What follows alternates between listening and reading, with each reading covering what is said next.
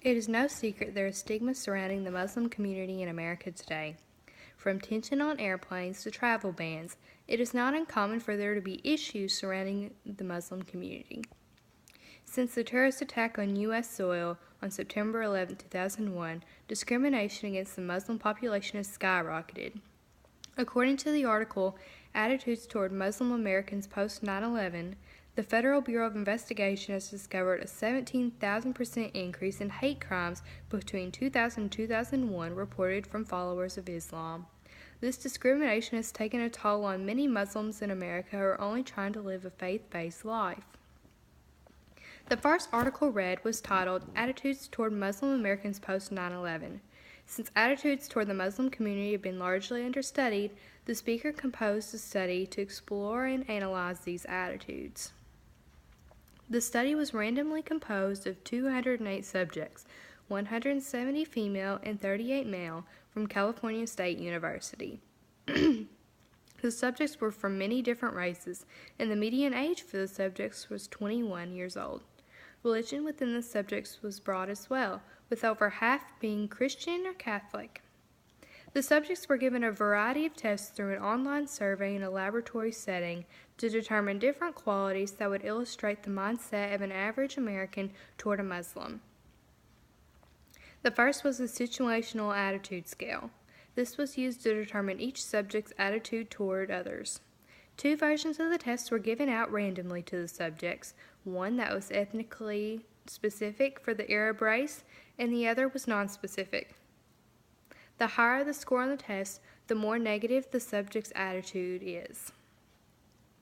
The median score for the test was a .84. The next test given was a Marlowe-Crown social desirability scale. This was used to measure the subject's biases toward the social norms. This test consisted of 33 true or false questions. The higher the social desirability, the more conforming or cautious the subject is. The median score was a .88. The last test given for this particular study was the Universal Orientation Scale. This test consisted of 20 questions from a 5-point rating scale. The higher the score on the test, the more accepting a person is, the more willing a subject would be to react with a wide range of other people, the less discriminate the person is, and the less prejudiced the person is. The overall median score for the test was a .76. Overall, the survey revealed that the higher the social desirability a person has, the more likely a person has a more positive attitude toward questions about Muslims. The survey also revealed that a person is more likely to have a negative attitude toward Muslims in a cheating situation if they were older and native to the United States. Overall, subjects had a negative attitude only towards specific situations, such as a Muslim boarding a plane or selling a used car. The findings from this study suggest that attitudes toward the Muslim Americans are situationally variant, meaning that the attitudes towards them depend solely on the time and place. This gives proof that these negative attitudes are still present in today's society. The second article, titled The Association of Perceived Discrimination on September 11, 2001, with Psychological Distress, Level of Happiness, and Health Status Among Arab Americans, reveals the effects these attitudes have on people that come from Islam-populated areas. The article analyzes a face-to-face survey in 2003 on Arab Americans and their lives, called the Detroit Arab American Survey. This survey revealed that 1/4 of people surveyed had experienced a personal or familial abuse, and 15% reported bad experience firsthand, all due to their ethnicity and perceived religious views. Discrimination was found to be more prominent if the subject was actually Islamic.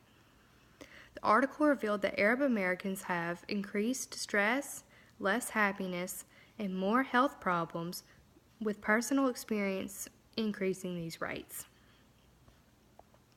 The last article, American Muslim Minorities, the New Human Rights Struggle, focused on covering the issue of Muslim discrimination in America. The article gives many facts and statistics to support the idea that discrimination against Muslims is becoming too common. The article reveals that a 2003 Pew poll found that 45% of Americans believe that Islam is more likely to encourage violence among its believers. The article traces this stereotype back to the media. Television, movies, and cartoons often portray male Muslims as terrorists or violent and display Muslim women as oppressed. The media also tends to blur the line between Arab and Muslim, making all Muslims appear to be from the Middle East. But, contrary to popular belief, the U.S. population of Islamic faith is made up of about 80 different nationalities, according to the article. The article also discusses the Patriot Act, which aided in Muslim discrimination by giving legal right to detain any non-citizen suspected of terrorism without warrants. The CLEAR Act also helped this issue grow by giving the government the legal right to surveillance the Muslim community. The article then discusses the increase in anti-Islam violence in the U.S., revealing a 52% increase in Islam hate crimes from 2003 to 2004 in places many Muslim men and women once believed were safe, such as mosques and even their own homes. This article covered and gave a plethora of evidence of how the Muslim community had been wrongly targeted within the last 2 decades. In conclusion, the Muslim community has been dealing with more discrimination on that than given credit for since 9/11.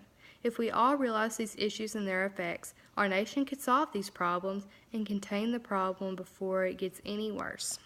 Thank you.